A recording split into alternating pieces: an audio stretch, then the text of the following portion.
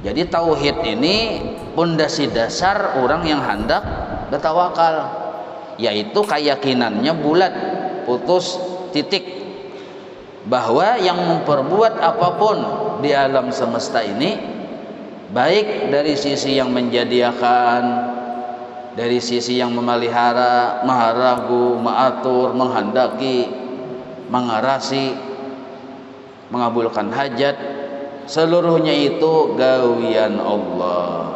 Lain dari Allah kada bakuasa. Kada bakuasa apa?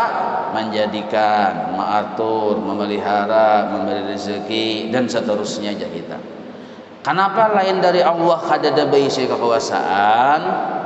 Memperbuat nang kaya Allah nih, kenapa? Karena yang selain Allah nih itu makhluk. Arti makhluk objek yang diperbuat, yang diatur, yang dipelihara, yang dijadikan, yang diberi rezeki, yang digerakkan, yang didiamkan dalam pandangan hakikat. Jadi dalam pandangan hakikat makhluk ini wujudnya diadakan, gerak dan diamnya diadakan oleh Allah yang berkuasa. Kalau Allah kada mengadakan wujud makhluk, maka si makhluk ini mustahil ada. Nah, apa contoh makhluk? Yang selain Allah seluruhnya makhluk. Langit, bumi, dan apapun yang ada di antara keduanya termasuk kita. Jadi cungulnya langit, cungulnya bumi, cungulnya manusia, cungulnya apapun itu seluruhnya adalah dijadikan Allah. Mustahil inya mencungul dengan kemampuan dirinya. Zatnya makhluk nih becungul, kenapa becungul? Dijadikan Allah, dicungulakan Allah lalu ada. Berarti adanya diadakan, kada berkuasa narannya. Kalau wujudnya saja diadakan, apalagi gerak dan diamnya. Nah itu anunya, logikanya aja kita. Wujudnya aja diadakan, apalagi sifat. Kan gerak dan diam ini penampakan sifat. Penampakan sifat mampu, lalu ada gerak, ada diam. Kalau wujudnya aja diadakan, apalagi sifat mampu. Karena sifat mampu itu berdiri pada wujud, berdiri pada zat. Wujudnya diadakan, berarti sifat mampunya pun diadakan. Dari sifat mampu ini kelihatan gerak dan diam yang disebut af'al. Maka jelaslah af'alnya makhluk dijadikan Allah. Sifat kuatnya makhluk dijadikan Allah. Wujudnya makhluk dijadikan Allah. Maka bila kita nih melihat makhluk, ada berisi tugas. Nah, apa tugas? Nah, melihat, menyadari, memahami. Pertama, bahwa makhluk ini kada sanggup apa-apa. Nah, itu dulu tugas pertama aja kita. Bahwa makhluk ini nih yang kita lihat nih, termasuk kitanya kada sanggup apa-apa. Ini keyakinan. Kada boleh disambat. Amun keyakinannya kada ada di hati nang kaya itu, nah ini namanya hatinya kosong ya kita dari tauhid. Kada sanggup dulu apa-apa. Nah, melihat nintuh, melihat ninih, melihat macam-macam dilihat yang seluruhnya itu makhluk. Jadi ujar orang bahari, apapun yang dilihat, apapun yang didengar, apapun yang kita rasakan, seluruhnya itu kada sanggup apa-apa. Nah, ini keyakinan. Lalu kita menganggap setelah melihat kuda bukah laju. Kan kita melihat kuda bukah laju. Lalu kita menganggap lajunya pang kuda tuh bukah leh ya. Laju benar, gagah benar, ingat situ aja. Kada ingat bahwa lajunya bukah Tuhan yang menciptakan. Ini disebut syirik yang samar. Kada karasaan, kada ketahuan, kada kelihatan apinya, cuma kena ujung-ujungnya luyuh. Nah, Kita mustahil menyembah lain pada Tuhan, menyembah matahari, siapa hakon? Menyembah batu, menyembah gunung, siapa mau?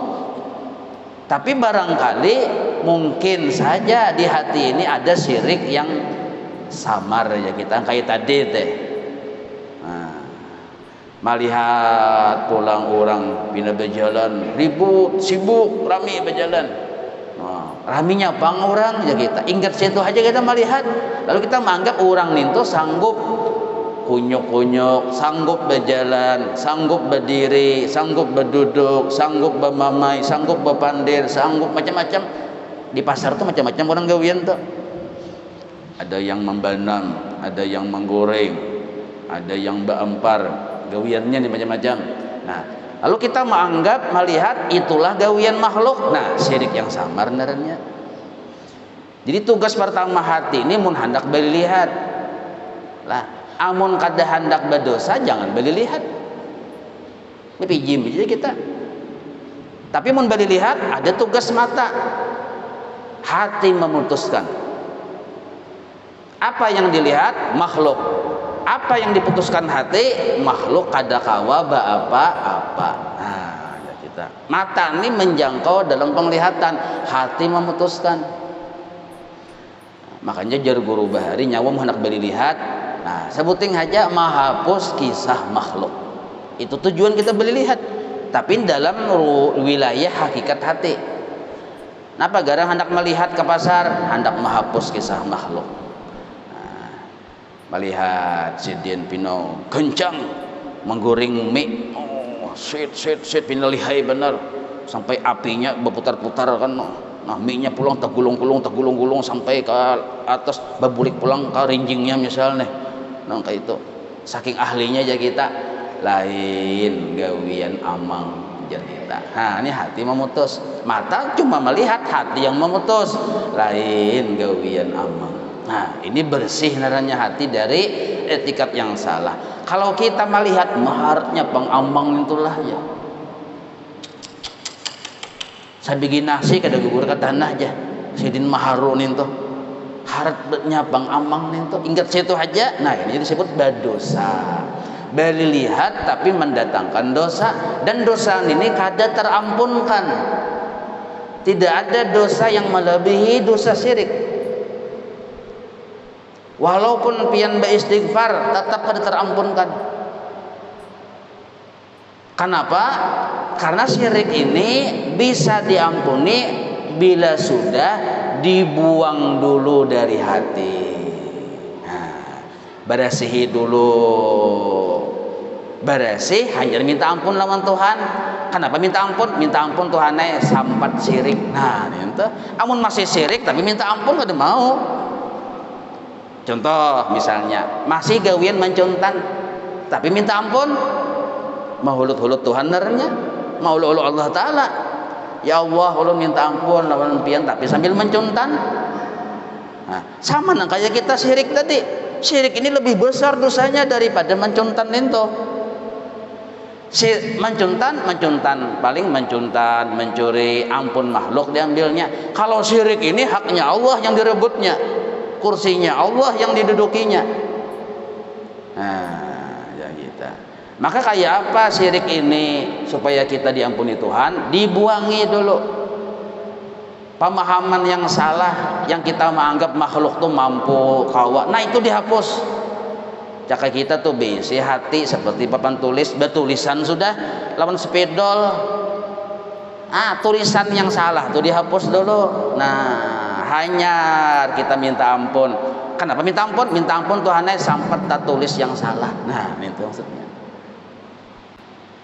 Kalau maksiat zahir ini dosanya seperti bangkai yang berbau, apakan lagi maksiat hati, apakan lagi syirik. Kada terampunkan kecuali dihapus dulu dengan cara belajar supaya paham. Nah, belajar Allah bersifat wujud, qidam, baqa, mukhalafah, qiyamah ta'ala binafsi, wahdaniyat. Wahdaniyat terbagi tiga: wahdaniyat af'al, wahdaniyat sifat, wahdaniyat zat. Tambahan dari ulama ada wahdaniyat asma, lalu jadi 4. Amun kita kada belajar, ada paham. Lalu akhirnya hati ini bila melihat tertipu dengan kepalsuan. Kada belampu aja kita. Ciri orang yang tertipu dengan kepalsuan waktu beli lihat, cirinya lah mudah tersinggung. Ujar wayah ini baper. Ada orang maranguti kita, sedih kita. Padahal orang itu kada sanggup maranguti kita. Kada sanggupnya maranguti kita. Ada orang misalnya memuji kita, mau tambung kita 2-3 kilan pada tanah berjejak. Kenapa? Padahal orang itu kada sanggup memuji kita. Dan kita ini sebenarnya kada layak juga dipuji, layak dihina. Ini menurut orang bertauhid nih, kita ini layak dihina. Sadar. Jadi kadang-kadang orang belajar tauhid itu makin tinggi tauhid, makin rasa angkuh kadang-kadang. Malah dia melihat kehinaan dirinya. Makin nampak kehinaan diri kita, makin jelas kemuliaan Allah. Melihat hinanya diri, ujar orang tasawuf disebut ubudiyah. Tabuka kisah kebaikan Tuhan, yang orang tasawuf menyebut rububiyah. Jadi mun hendak melihat kisah kebaikan Tuhan, nah duduknya di ubudiyah dulu. Jadi boleh aja kita ini hendak melihat, tapi hendak melihat kebaikan Allah, hendak melihat ulahan Tuhan. Mendengar apa silahkan, hendak mendengar keajaiban ciptaan Allah, hendak mendengar karya-karyanya yang luar biasa, ulahan Tuhan. Merasa, ayo, makanya orang tuh picak, tutulian, tatap binandul lawan Tuhan, karena kada kawan maliung rasa. Jadi Allah Ta'ala tuh diidrak dengan berbagai cara. Idrak tuh ditemukan. Nah, pertemuan kita aja karena melihat. Menpicak bang kayak apa pertemuan? Mungkin mendengar suaranya.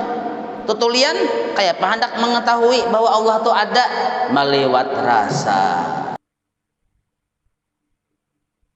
Kada sanggup menimbulkan rasa.